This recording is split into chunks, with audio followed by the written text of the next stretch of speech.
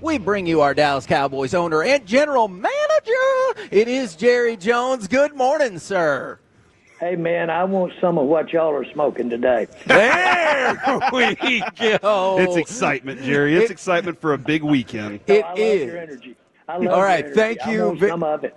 Okay. Now, Dak said something yesterday, and I know he was just kind of talking in the context of it feels like every NFL game can be a must-win game, and he was like, hey, we got to win this game. We got to do better in the fourth quarter. We have to close out some of these losses that have come late. Do you view this as any semblance of a must-win game? Well, I thought last week was one that we let get away from us at the end, even though we can certainly pointedly be critical of certain areas of play. We had every opportunity to win that game. I think what's surprising is people think, well, Charlotte, surely we can be competitive there. That's the misnomer. You've got real parity in the NFL. It frankly has always been there because if you look at the system, it's almost impossible to not think 500 because of the system of the teams that do the very worst year in, year out, get the best players. And therein lies the challenge. But the main thing is that's bearing out here. We certainly, while we are not at all happy with where we are with our record, we have a great opportunity when we've got some of the players that we've got the systems in place we've got. Now, you say, well, what about your defense? Doesn't that need work? Yes, it does. It's going to get work. And it has room for improvement that you can tweak defenses and make dramatic difference. The game itself, in my view today, has been designed so that you have good offenses. And now everybody doesn't have them, but it's designed, in my mind, rulemaking that offenses have an edge. And we're taking advantage of that edge.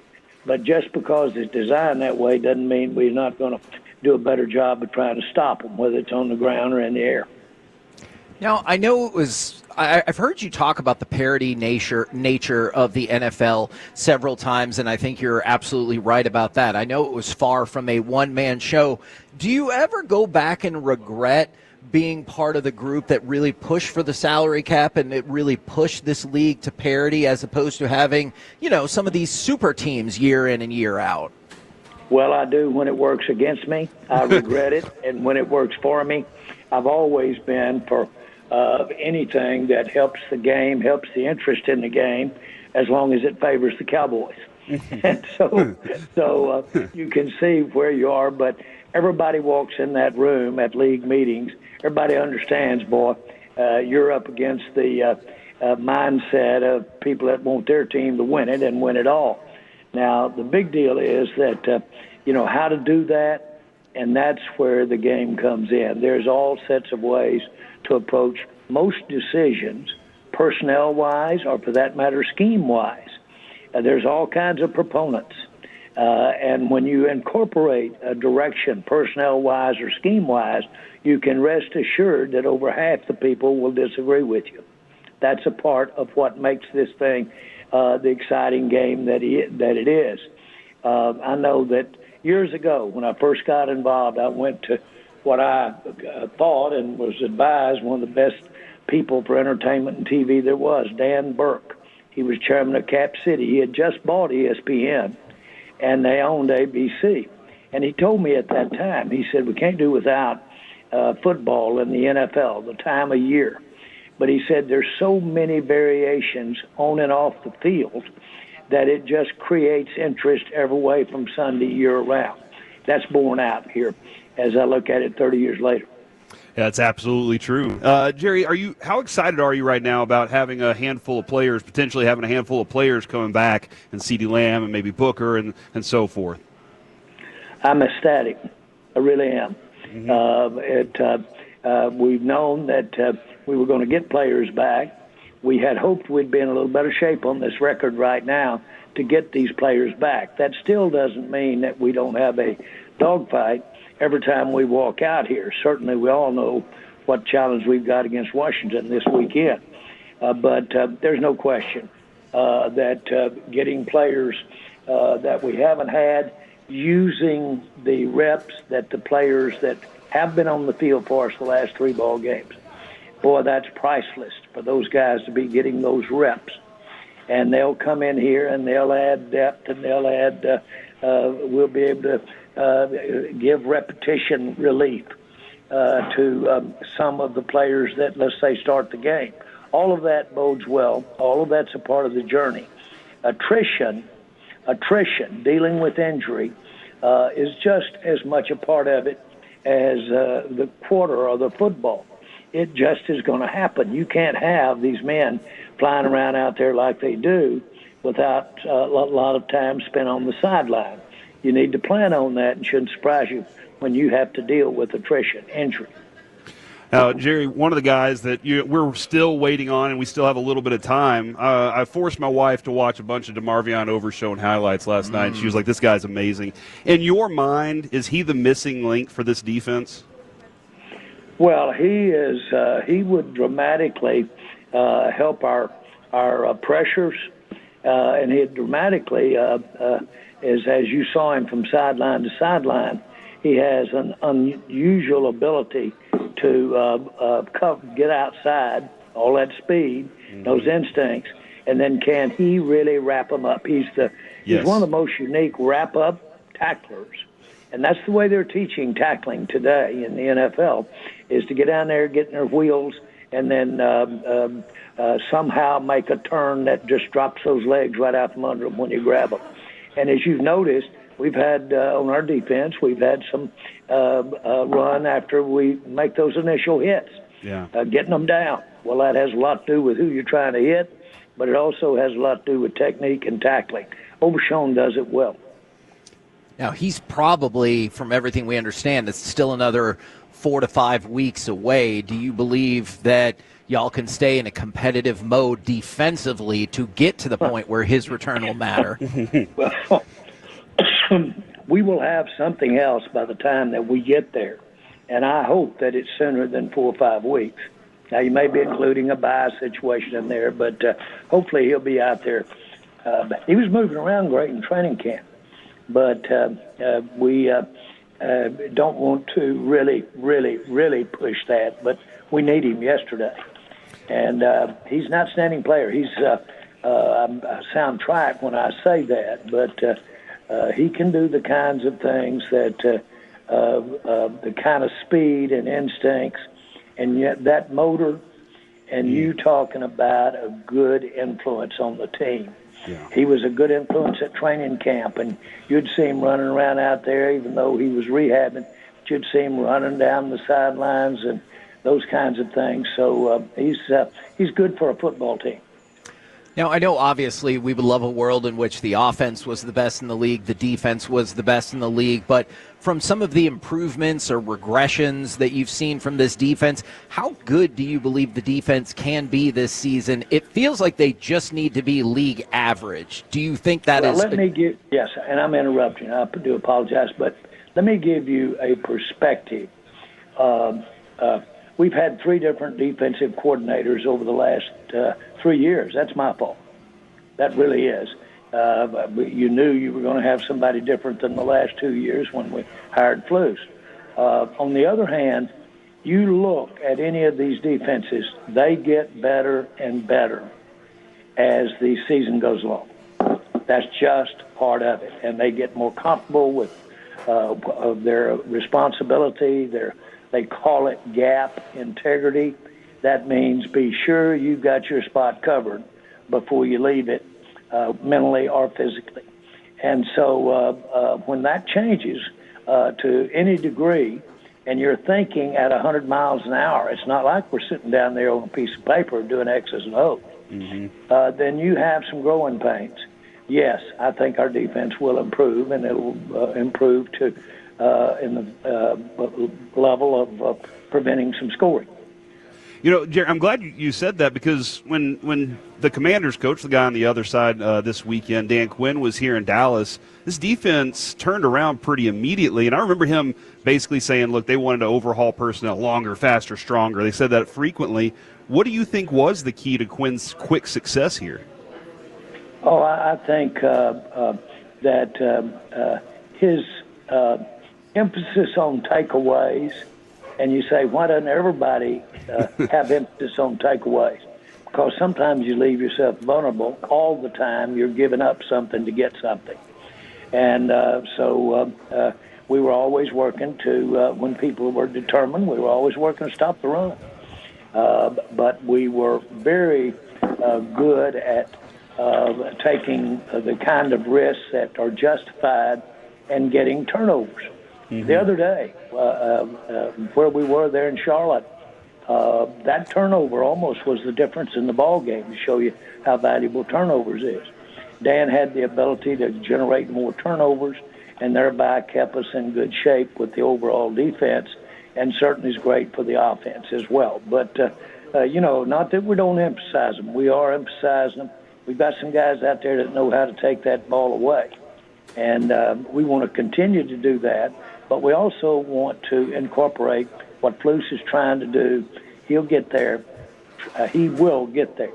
And he's trying to, an opposite from what you see, he's trying to eliminate those explosive plays and make them go the long way. A lot of repetition on an offensive possession by the opponent. Well, in that instance, Jerry, I don't want this to be any real conflict. I'm just kind of curious. Well, I was looking through. I was okay. Then I'm trying to think of something to say that would create some conflict. I was interested in conflict. Okay, well then. Yeah. Yesterday I was looking through some stories and I stumbled upon a few that said Eberflus's difficulties in communication with his players at the end of his tenure in Chicago. He had some problems with some of those guys in the locker room. Were you guys aware of that, or did y'all investigate that on your own? And if so, what made you comfortable moving forward? Well, first of all, I don't want to mean that there's that much meat on the bone there. Yeah. But one thing about Eberflus is we certainly knew Eberflus, knew his background, knew how he's evolved in his coaching, knew times when it didn't go good for him, and knew times when it did go good for him. We know Eberflus. And I can tell you he's a young 50-year-old coach that's had head coaching experience in the NFL. You say, well, that's where's that right now if it's important? It's just a part of a makeup. And what you really want more than anything is in times like these, you don't want people that break and run. You want them that'll hang in, stick in there, look pragmatically, make the adjustment if necessary, but do it begrudgingly because Flus has a plan, and he has a plan of what he wants our defense to be. It hadn't worked. It always looks bad, boys, when it doesn't work. Mm-hmm. Yet there's a lot of pats on the back when it does. If you can't take that, you can't coach in the NFL.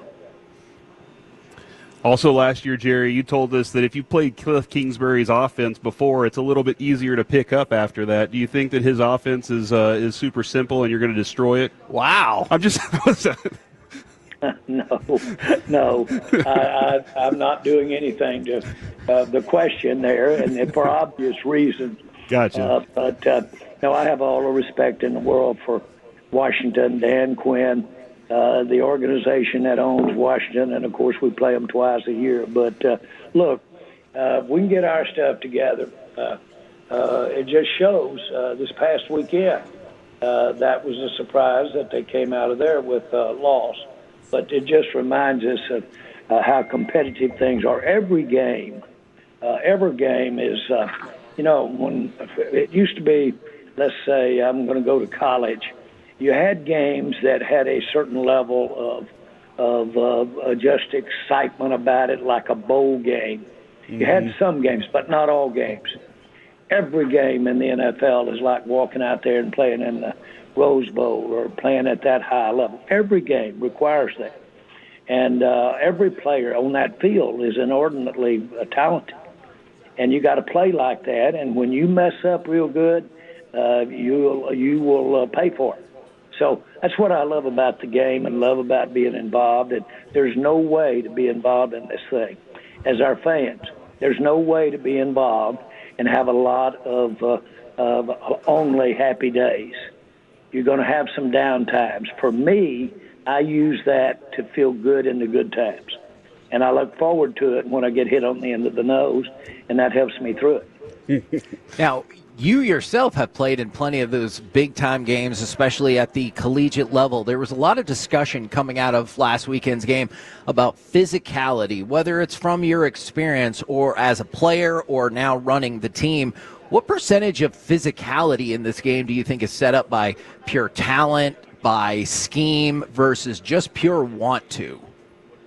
If the want to is a bigger deal than we want to make it, and it's particularly a big deal, the want to, the going out on a practice or going out in a game and just having accomplished, gone out there and taken the effort and the punishment that goes with this game. This game's, you mentioned it several times, the physical aspect of this game has you do unnatural things, not natural things.